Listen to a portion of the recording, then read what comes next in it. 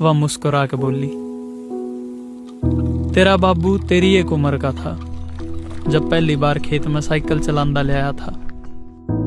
मेरा आज भी याद है वो दिन जब मेरे तो उसने पहली बार पानी पियाया था, जब उसने मंड के कति सारे किल्ल्या के पहली बार ड्योले बांधे थे के करड़ा गात था तेरे बाबू का, ये चौड़े चौड़े कांदे थे।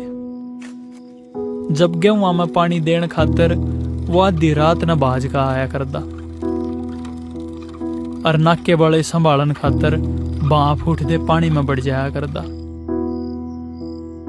एक चादर का मार लपेटा और एक कस्सी कांधा धरकन है कई घंटिया में आया करा था सारे किल्ल्या के डोले फिरकन।